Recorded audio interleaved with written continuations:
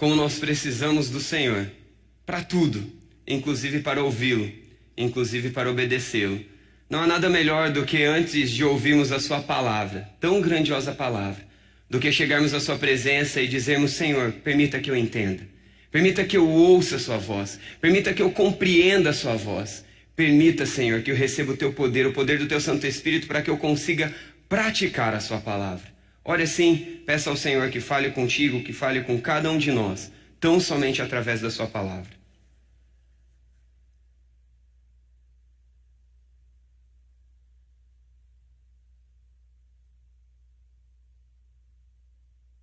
Senhor, nós queremos ouvir a tua voz. Nós queremos te ouvir e saber aquilo que o Senhor tem a nos dizer através da tua palavra. Usa, Senhor, o meu corpo, as minhas palavras, a minha voz, mas que tudo o que eu disser aqui seja tão somente aquilo que o Senhor disse na sua palavra. E que cada um de nós possamos ter, pelo Espírito Santo do Senhor, os nossos ouvidos abertos, a nossa compreensão capacitada pelo Senhor a entender, e também o poder do Senhor, para que possamos colocar em prática a tua palavra. Por favor, ó Deus, não permita que saímos daqui sem te ouvir. E por favor, retire todo e qualquer ruído, toda e qualquer distração, tudo aquilo que pode tirar a nossa atenção.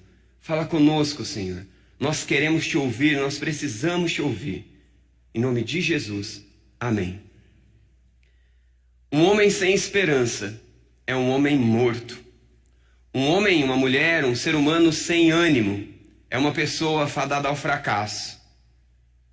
A verdade é que as circunstâncias da vida, principalmente aquelas que se repetem muitas vezes, tendem a tirar a nossa esperança, tendem a tirar a nossa força para continuar lutando. Às vezes a gente se sente desgastado, sem força, sem esperança. Quando nós tentamos tanto algo e depois de tentar tanto fracassamos na mesma área, começamos a achar que nós não temos jeito.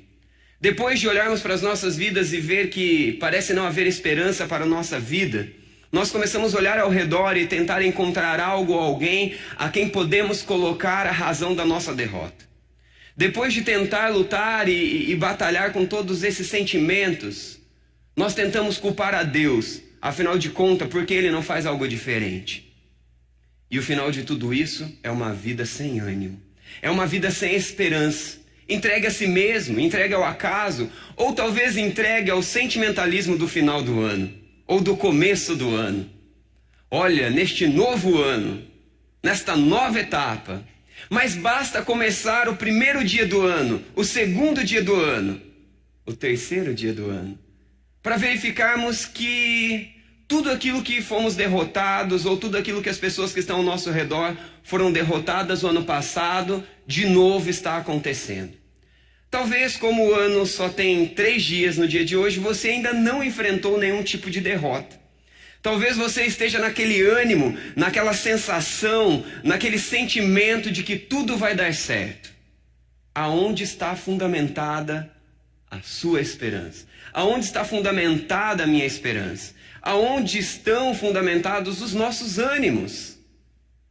Será que é só no sentimentalismo da virada de ano? Se for, nós estamos fracassados. Se for na esperança das suas forças, também. Será que há algo na sua vida que você gostaria muito que Deus mudasse? Será que há algo na sua família que você gostaria muito que Deus tocasse? Será que há algo na sua vida, na vida das pessoas que te cercam, na vida das pessoas que você ama, que você gostaria que fosse diferente no ano de 2018? Mas será que depois de tantos dias e tantos meses e tantos anos acontecer a mesma coisa, você chega aqui desanimado? Talvez você não chegue desanimado, mas pode ter certeza que circunstâncias da vida virão, que se o nosso foco não estiver certo, se a nossa base não estiver certa, se a nossa motivação não estiver purificada, nós nos encontraremos sem esperança, nos encontraremos desanimados. Mas a palavra de Deus não é um tipo de sentimentalismo que traz um ânimo subjetivo e superficial para as nossas vidas, mas é a certeza, a convicção de que quando ouvimos a palavra de Deus, quando clamamos a força de Deus, temos os recursos suficientes para trazer esperança aonde há desesperança, para trazer ânimo aonde não há mais vida, porque o nosso Deus é um Deus de restauração, um Deus que se revelou através da história, um Deus que se revelou a homens miseráveis como eu e você, um Deus conosco que abandona o céu e toda a sua majestade e toda a sua glória e todo o seu poder, porque nos ama e quer se relacionar conosco, porque nos ama e quer trazer esperança para as nossas vidas, não porque é dia 3 do ano de 2018, mas porque existe um Deus que conhece a sua história, existe um Deus que conhece a minha vida, existe um Deus que interfere onde nós não podemos agir. É um Deus de graça, é um Deus de misericórdia, é um Deus de poder. Um Deus que se revelou na palavra dele. Abra sua Bíblia comigo lá em 1 Samuel capítulo 17. E eu quero falar para você de alguém muito poderoso. Eu quero falar para você de um super-herói poderoso. Crianças, olhem para mim rapidinho. As crianças que aqui estão. Quem é o seu super-herói, aquele que você mais gosta? Quem é? Pode falar alto para mim ouvir. Quem é? Quem é o super-herói que você gosta, que você admira? Me diga. Uma criança corajosa. Fala para o seu pai, se você não tem coragem de dizer para mim. Fala para sua mãe, fala para o seu amigo que está aí do seu lado. Quem é o super-herói? Aquele que você fala, uau, esse é muito poderoso, ele é muito forte. Eu quero falar para você de um super-herói que você já conhece. Mas eu quero te dizer que esse homem que a gente conhece e que parece ser poderoso e parece ser forte é muito fraco. E aí eu vou ter que desconstruir uma história que você conhece. Tanto você adulto quanto você criança. Quem aqui já ouviu falar de Davi e Golias? Todo mundo já ouviu, né? É uma história tão conhecida por todos nós. Quem é o personagem forte dessa história? Quem é? Pensem na sua cabeça, responda para quem está do seu lado, dá uma cochichada. Quem é o personagem forte dessa história? De modo geral, nós falamos que é Davi. Porque Davi enfrenta um grande gigante. Um gigante que lutava contra o povo de Deus. Esse gigante aparecia dia após dia e tirava algo na cara dos outros. Vocês são fracos, vocês vão perder, eu vou destruí-los. Se há alguém poderoso entre vocês para lutar comigo, venha lutar comigo. E esse gigante aparecia, e esse gigante colocava medo no povo de Deus. E esse gigante aparecia ali e todo mundo ficava com medo e todos tinham pavor. E o povo não tinha coragem de guerrear. Mas aí aparece um outro personagem. Quem? Davi. Um entre outros irmãos. Todos os irmãos são chamados para a batalha. Mas ele fica em casa, cuidando das ovelhas. E é responsável por levar um lanchinho lá para os irmãos. Fraco, pequeno. A palavra de Deus diz que ele tinha uma boa aparência. Mas os outros lá mais fortes vão para a guerra, vão lutar. E aí esse mais fraco, que está lá em casa... A história se desenvolve, o que acontece? Ele acaba estando no meio da situação ali, próximo a toda a situação de guerra, a situação onde o gigante estava assustando todo mundo. Então surge ele, e ele começa a dizer de alguém que é muito forte, de alguém que é muito poderoso, mais poderoso do que qualquer super-homem, mais poderoso do que o seu chefe, mais poderoso do que o seu pai e a sua mãe, mais forte do que o seu pai, mais forte do que os dominadores deste mundo, mais forte do que o seu professor carrasco da faculdade, mais forte do que o seu TCC, mais forte do que o seu concurso, mais forte do que a sua matéria difícil, mais forte do que o seu casamento em problema, mais forte do que a sua família destruída, mais forte do que o seu pecado. Surge então este novo personagem, esse personagem que mostra que o poder dele é acima de tudo e todos, e de que com ele todos podem vencer, todos podem pegar coragem e ir à guerra. Esse personagem não é Davi, esse personagem é o Deus de Davi. Essa história não é sobre Davi, essa história não é sobre Golias, o grande gigante poderoso, essa história é sobre o seu Deus, essa história é sobre o meu Deus, mais forte do que a sua história, mais forte do que a minha história.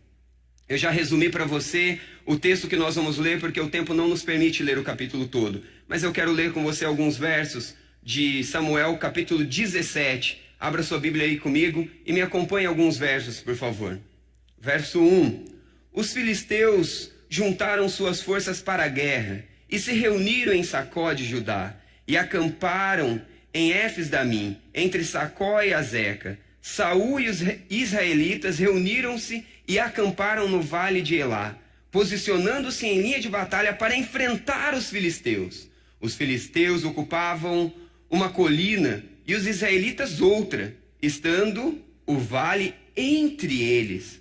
Um guerreiro chamado Golias, que era de Gate, veio do acampamento filisteu. Tinha 2,90 metros de altura. Ele usava um capacete de bronze, vestia uma couraça de escamas de bronze que pesava 70 quilos. Pense nessa situação.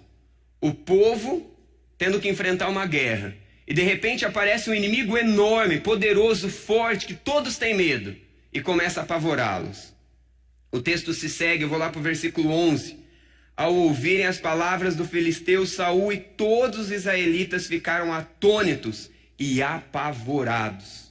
Agora eu quero começar a explicar e aplicar alguns versos e depois a gente vai organizar o pensamento de uma forma central. Mas vamos pensar, a Bíblia precisa ser lida de forma aplicativa. Os primeiros versos nos mostram o pavor de alguém que está diante de uma guerra. O pavor de alguém que já foi derrotado por outras guerras, e nós sabemos que essa história do povo de Israel não começou aqui. O povo de Israel, e essa história logo depois do livro de Juízes. Sabemos de todas as batalhas perdidas e de quantas vezes o povo de Deus desobedeceu a Deus. E toda vez que o povo desobedecia a Deus, o que acontecia com o povo?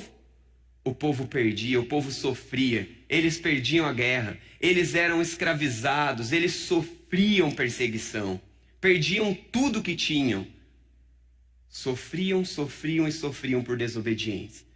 Mas aí eles se lembravam de um Deus bondoso, um Deus conosco, um Deus grandioso que os amava e os chamou para si. E eles clamavam ao Senhor, e todas as vezes que eles clamavam ao Senhor, o Senhor por graça e misericórdia os perdoava. Levantava um líder que os dirigia. E eles venciam as guerras, eles eram reconstruídos, eles eram fortalecidos. E o povo caminhava no poder de Deus e no desfrute que Deus os dava. Mas o povo logo se esquecia de Deus e voltava tudo de novo, desobedecer e sofrer. Quando o povo se lembrava de Deus, clamava, Deus perdoava, Deus restaurava, e assim é o ciclo de Juízes. Desobediência, sofrimento, clamor ao Senhor, perdão, restauração. Esquecimento, desobediência, sofrimento, clamor ao Senhor, perdão, restauração. E um Deus que não se cansa de nós. E Deus restaurando e restaurando. Esse povo sabia o que era perder uma guerra. Este povo sabia o que era sofrer perseguição. E agora eles estavam de novo diante de uma situação como essa. Como eu e você no início deste ano. Sabemos quantas batalhas perdemos no ano de 2017. Sabemos quantas orações nós oramos, mas ainda não obtiveram respostas positivas. Sabemos quantas esperanças tivemos, mas quantas foram frustradas. Sabemos quanto tentamos e não conseguimos. Era exatamente a situação deste povo. E aí chegava esse gigante gritando: você não vai conseguir, sua família vai ser destruída, você não vai passar na prova, você não vai passar no concurso, sua empresa vai falir, você não vai conseguir o objetivo que a empresa te colocou, você não vai conseguir atingir a meta, você não vai conseguir ser fiel, você não vai conseguir obedecer, você não vai conseguir amar, você não vai conseguir ser amado, você não vai conseguir ser perdoado, você não vai conseguir perdoar. E aí vem todos esses inimigos e todas essas lutas, sei lá qual é a sua ou quais são as suas. E vem tudo isso dizendo para nós: não dá, não é possível. É isso que está acontecendo com o povo de Israel. Exatamente aquilo que acontece comigo e com você. E o versículo 11 fala que o povo estava apavorado. O povo estava desesperado. Como tantas vezes eu e você ficamos. A gente só não fica desesperado a enfrentar esta vida diante de duas possibilidades. Estamos alucinados. Estamos anestesiados, iludidos, essa é a primeira. Ou então, nós confiamos de um Deus gracioso que cuida e dirige as nossas vidas. Ou estamos numa ou estamos na outra, porque do restante a gente está sofrendo. Mas esse povo estava desesperado, como tantas vezes eu e você estamos, como talvez você esteja, ou talvez você vai ficar diante da sua história, da história de pessoas que te cercam. E aí vem o versículo 12, Davi era filho de Jessé, o efrateu de Belém de Judá. Jessé tinha 8 filhos e já era idoso na época de Saul. Os 3 filhos mais velhos de Jessé tinham ido para a guerra com Saul. E aí eu já contei a história para vocês, vou pular para o versículo 16. Durante 40 dias o filisteu aproximou-se de manhã e de tarde e tomou posição. Alguns dos filhos de Jessé haviam saído para a guerra. Apenas um tinha ficado, Davi, o mais fraco, o mais novo. Agora note este versículo que destaca que todos os dias o gigante filisteu aparecia lá para se vangloriar da sua força e do seu poder. De manhã e à tarde dizendo: eu sou grande, eu sou forte, eu vou derrotá-los. É como diante de um filme que existem dois lutando um contra o outro, e os dois são poderosos, e os dois são fortes, e é uma guerra, é uma batalha. É assim que estava acontecendo. O poder de Deus, o povo de Deus, e ali um outro povo inimigo querendo destruir, querendo vencer. Todos os dias o inimigo aparecendo e dizendo: você é pequeno, você é fraco, você não vai conseguir. Será que há um desânimo, será que há um desespero no seu coração assim semelhante? Querendo dizer para você, você não vai conseguir ser diferente, você não vai conseguir abandonar este pecado, você não vai conseguir abandonar este hábito, você não vai conseguir criar bons hábitos, você não será bem-sucedido, é impossível que sua família seja restaurada, é impossível que seu casamento seja restaurado, é impossível que você vença, é impossível que você construa sonhos e planeje uma família, é impossível você ser um filho obediente. Será que o inimigo está dizendo isso para você e dizendo: você não vai conseguir? Você vai ser derrotado de novo? Será que o inimigo aparece para você não apenas 2 vezes no dia, mas ao longo do seu dia diversas vezes dizendo: não é possível, como estava acontecendo aqui com o povo de Israel, o povo de Deus? Os versículos se seguem. Quando chega no versículo 22, Davi deixou o que havia trazido com o responsável pelos suprimentos e correu para a linha de batalha para saber como estavam os seus irmãos. Enquanto conversava com eles, Golias, o guerreiro filisteu de Gate, avançou e lançou um desafio habitual.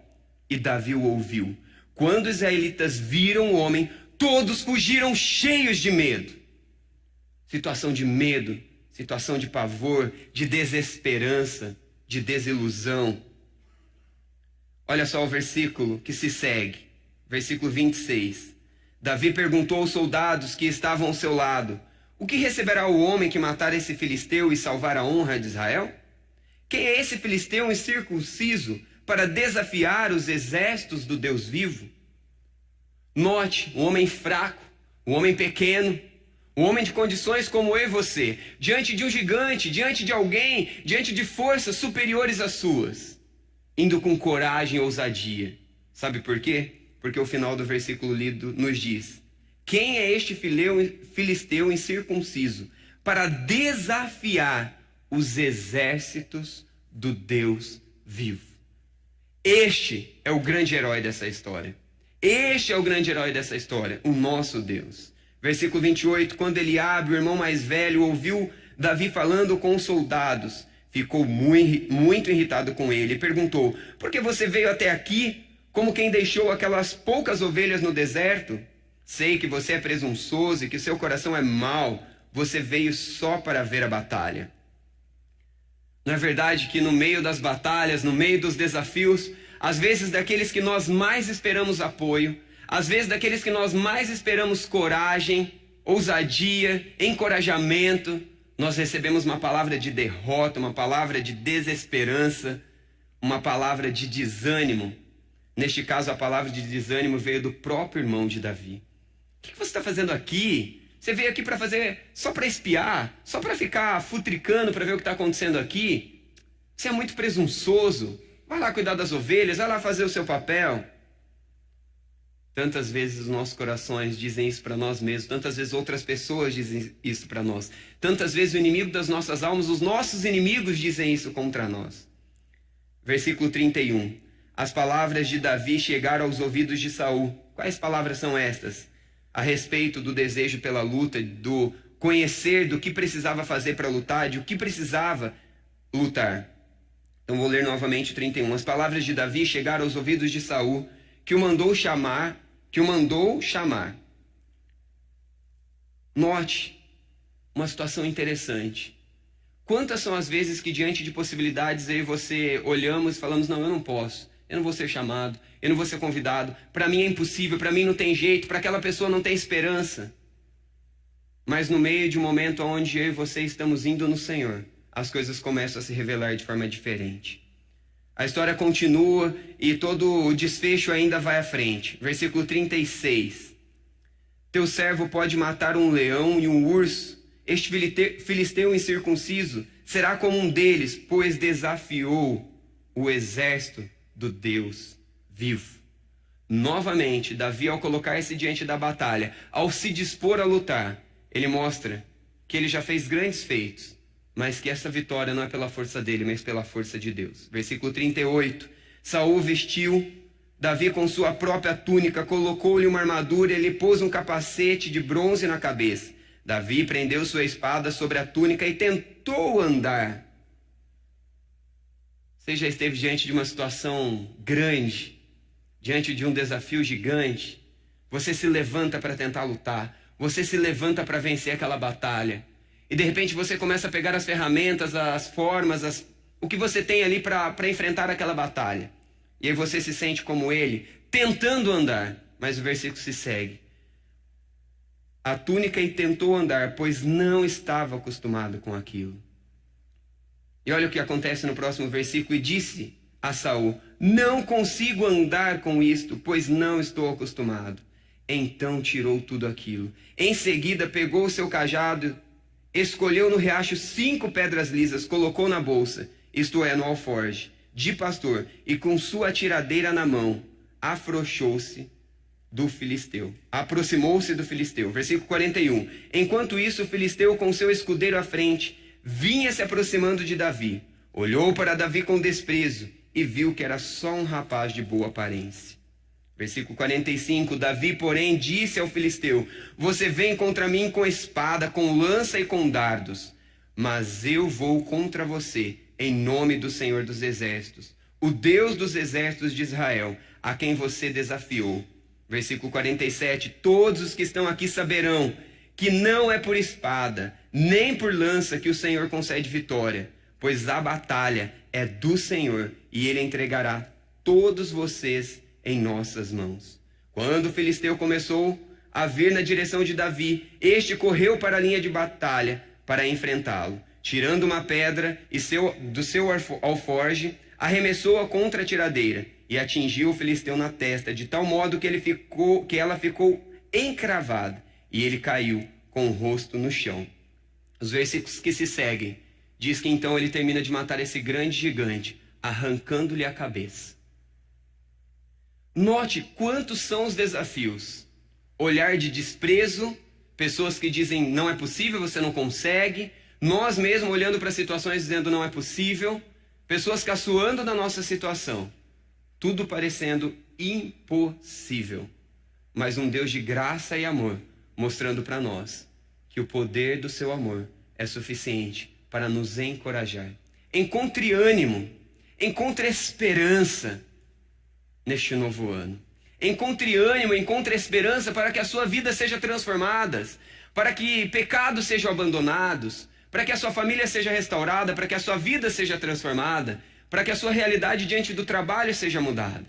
Não num sentimentalismo, não em uma esperança vazia, mas na certeza de um Deus que está com você. Encontre ânimo corrigindo motivações. Corrigindo motivações, sim. Observe a história deste homem que é colocado como se ele fosse um grande poderoso, como se ele fosse um super-herói. A verdade é que Davi é um homem como eu e você. E detalhe, um homem fraco, que quando o gigante olha, ainda tira um sarro dele. O máximo que essa pessoa aí tem é uma boa aparência, nada mais. Talvez gigantes olham para você e colocam você na mesma situação. O máximo que essa pessoa tem é isso, mas ele jamais vai me vencer. E talvez você aceita isso para você. Mas olhe que a resposta de Davi é sempre uma resposta de uma motivação corrigida, de uma motivação santificada, de uma motivação redirecionada. Qual é o objetivo da minha vida para 2018? Qual o objetivo para a sua vida? Qual o objetivo para os seus sonhos e planos? Será que você quer obedecer mais a Deus para jogar e esfregar na cara de alguém que você é bom, de que você é um crente melhor que ela? Será que o seu objetivo de vencer é para você bater no seu peito e dizer eu sou bom mesmo? Ninguém diz isso, mas de modo geral a gente sente isso. De modo geral a gente persegue essas coisas. A história nos deixa claro que Davi em nenhum momento queria glória para si, Que Davi em nenhum momento queria vencer para dizer para os seus irmãos: tá vendo, bobão, aqui quem é forte sou eu, tá vendo? Vocês são fracotes, sou melhor que vocês. Davi em nenhum momento aqui queria vencer para se destacar entre todos e dizer: eu sou o melhor. Ele não precisava encontrar amor na aprovação das pessoas. Davi não precisava receber aprovação humana, porque ele sabia de uma aprovação divina que ele tinha. Ele sabia que Deus o ama, ele sabia que Deus estava com ele. Ele não buscava agradar as pessoas, ele não buscava aplauso das pessoas. Ele buscava conhecer ao Senhor e desfrutar do Senhor. Ele conhecia o poder de Deus, e por isso as motivações dele estavam corretas. Ele sabia o Deus que ele servia, e por isso Deus começa a fazer tanto através da história dele. Será que isso tem acontecido na minha vida e na sua vida? Qual a sua motivação para entrar em uma faculdade? Qual a sua motivação para passar no concurso? Qual a sua motivação para ser bem-sucedido no seu emprego, na sua empresa? Qual a sua motivação para ter uma família bem-sucedida? Qual a sua motivação para que os seus filhos sejam obedientes e bem-sucedidos? Ou que os seus pais assim sejam? Qual a sua motivação para os seus sonhos e projetos de 2018? Motivações de conhecer a Deus e fazê-lo conhecido? É nítido em todos os versos que se seguem que a motivação de Davi era mostrar que o Deus deles era forte e poderoso. Era mostrar para o povo, tanto o povo de Deus quanto o povo que não seguia Deus, que existe um Deus bom, existe um Deus gracioso, um Deus poderoso que cuida dos seus. A minha motivação para 2018 é uma motivação santa e purificada para o meu lar, para os meus sonhos, para os meus projetos, para o meu trabalho, para os meus relacionamentos, para os meus entretenimentos. Com certeza não são todas santas. Mas o convite de Deus para mim e para você, o convite de Deus que se revela como um grande e poderoso Deus, como um grande super-herói nessa história, é dizer: filho, eu te ajudo a purificar as suas emoções. Filho, vamos corrigir as suas motivações. Deixa eu tentar explicar para você o que é motivação, o que é intenção. Quando eu vejo alguém passando fome na rua, alguém que pede algo para me dar, entrando no supermercado, lá no Big Plus, sempre tem alguém pedindo alguma coisa ali. E aí você vai entrar no mercado e tem alguém pedindo algo. E aí você olha ao seu redor, como que eu vou dizer não?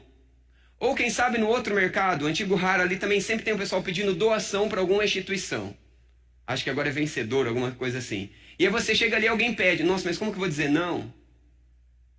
A motivação é a intenção pela qual eu faço algo ou deixo de fazer. Eu vou contribuir com aquela instituição que está pedindo algo, ou com aquela pessoa que pediu comida, porque eu quero servir, eu quero contribuir, ou porque eu estou constrangido diante da situação, ou porque eu não quero ficar mal diante de alguém, ou porque eu não quero me sentir mal diante de mim mesmo, porque eu não quero me sentir como se eu fosse uma pessoa tão ruim assim.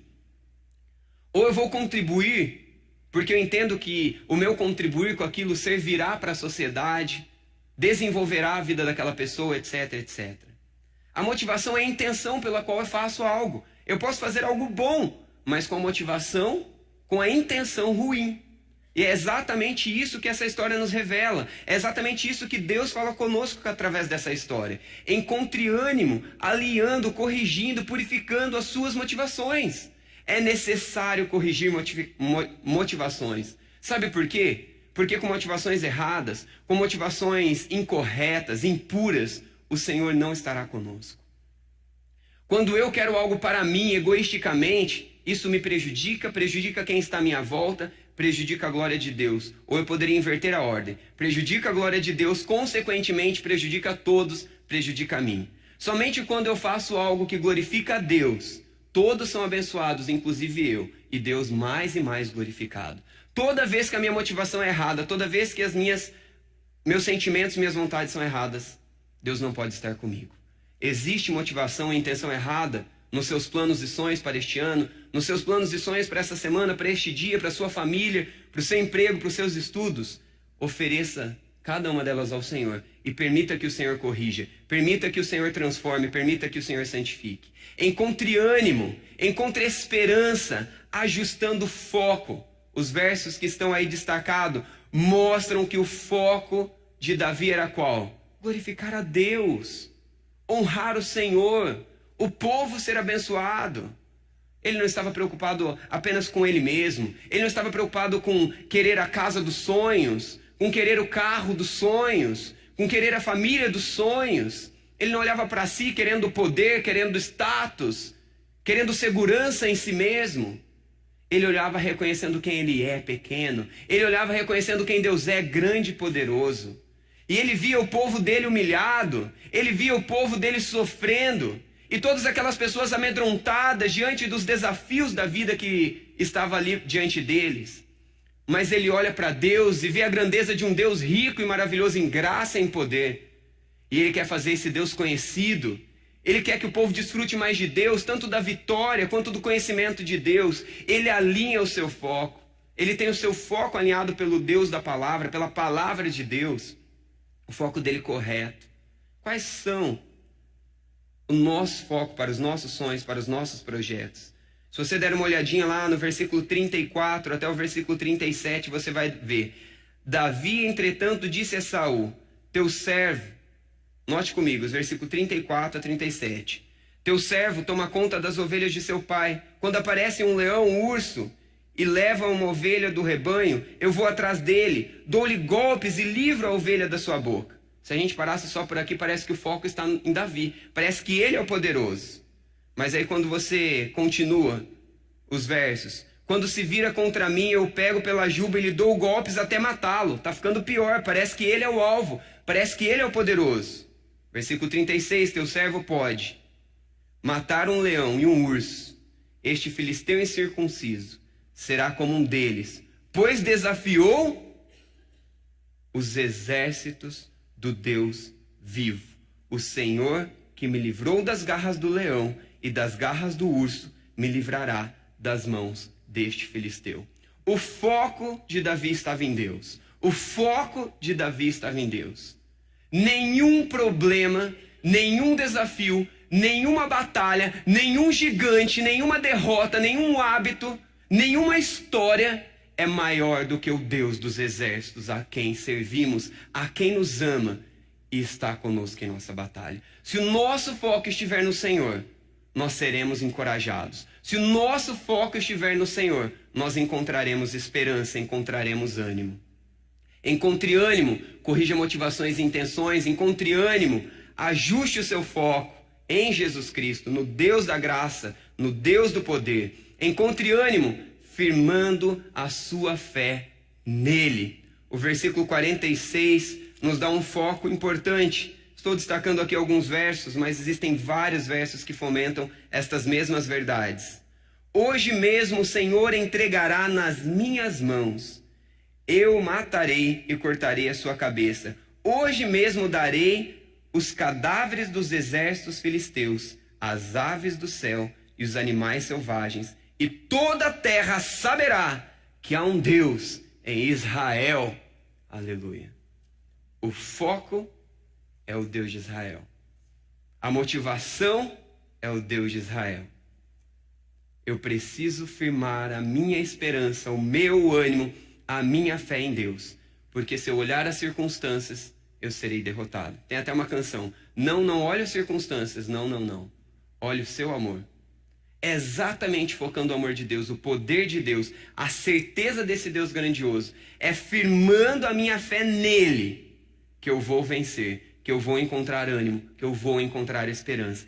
Independente da história, independente de como está o seu dia, a sua semana, independente de como será cada dia, cada semana, cada mês deste novo ano. A certeza de um Deus que me dá ânimo e esperança, corrigindo as minhas motivações, colocando o meu foco de forma adequada e firmando a minha esperança nele. É comigo, é contigo. A sua vida pode ser mudada. Seus hábitos pecaminosos podem ser mudados. A sua história pode ser transformada. Ah, mas eu tentei tanto tempo. Não é você. Foque no Senhor. Foque nele.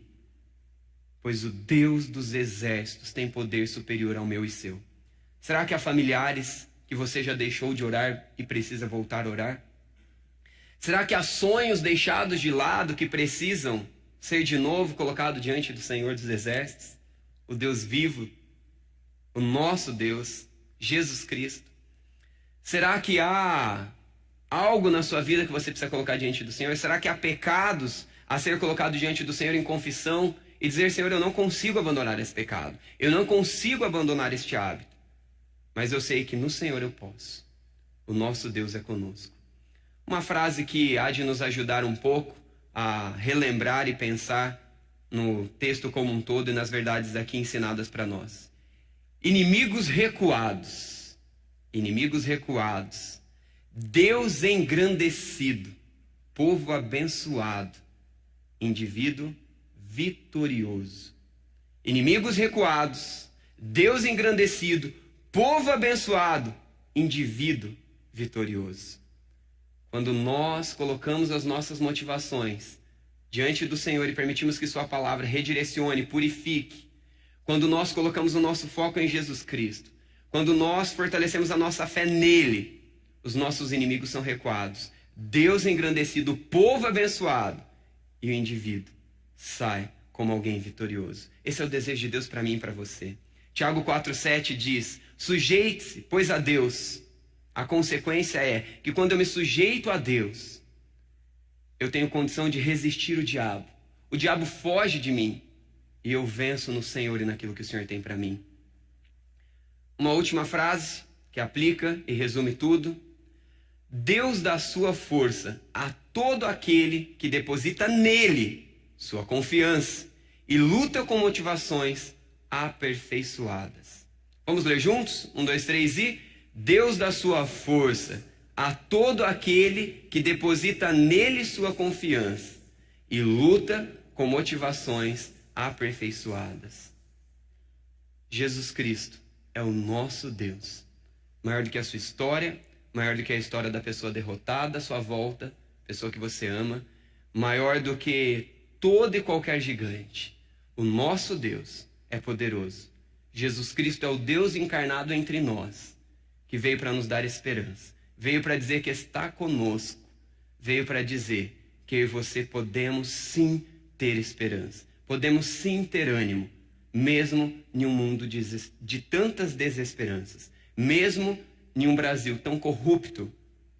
Eu e você podemos ser diferentes, não porque eu e você somos bons, mas porque Deus encarnou e se revelou entre nós para nos transformar, para revelar o seu amor, para transformar vidas e, através de vidas, transformar tantos, mais e mais. Por favor, se coloque de pé, vamos orar juntos?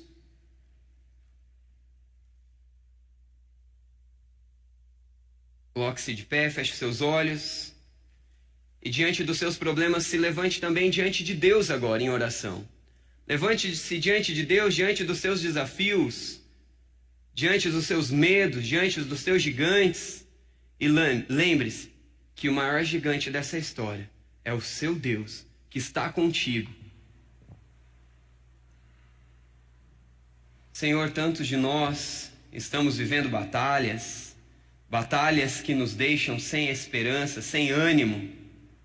Senhor, tenha misericórdia daqueles que assim se encontram nesta noite. E permita que a verdade da Tua palavra ecoe todo o tempo nessas vidas através do poder do Teu Santo Espírito, mostrando de que o Senhor é conosco, permitindo que motivações e intenções sejam purificadas e alinhadas, permitindo que o foco esteja em Ti, na grandeza do Senhor e do Seu poder, tanto em atitude como em ação e reação. E então permita, Senhor, que a nossa esperança, a de cada um destes que estão assim, estejam no Senhor. Talvez outros estão aqui animados, encorajados, extasiados diante de conquistas, diante de vitórias. Senhor, permita que nenhuma das grandes conquistas nossas nos façam achar que somos bons, nos faça pensar que algo à nossa vida, ao nosso redor é forte, porque esta ilusão há de nos derrotar. Mas livra-nos de tudo aquilo que não é Teu, de tudo aquilo que não é verdadeiro, de tudo aquilo que não é grande, e permita, Senhor, que vejamos a Tua grandeza, o Teu poder. E vendo a Tua grandeza, o Teu poder, tenhamos a nossa fé estabelecida em Ti. E todos os nossos pecados, todas as nossas fraquezas, todos os nossos fracassos, sejam vencidos pelo poder do Teu Santo Espírito, para que o Teu nome seja engrandecido, para que o Senhor seja exaltado, para que outros te conheçam, outros te desfrutem, e nós te conheçamos a cada dia mais, e te conhecendo a cada dia mais, possamos te buscar mais e mais, e desfrutá-lo mais e mais. Permita, Senhor, que as nossas vidas sejam inundadas, não porque é um novo ano, mas porque o seu amor, o seu poder se renova sobre as nossas vidas, mais e mais, e também neste dia. Cuida de nós, Senhor, ajuda-nos, e ajuda-nos a não perder a esperança, daqueles que nós já desistimos, daqueles que nós já não mais acreditamos. Permita, Senhor, que não olhemos para as pessoas, que não olhemos para as histórias, que não olhemos para os gigantes, mas que possamos olhar para o Senhor. Corrija, Senhor, motivações e intenções quando olhamos para os outros, e nos ajuda a focar em Ti, crer em Ti. Nos ajuda, Senhor, e obrigado por tanto amor e por tanta graça que insiste em nos levar para perto de Ti, que insiste em nos abençoar, que insiste em nos transformar. Obrigado, louvado seja o Teu nome, em nome de Jesus. Amém.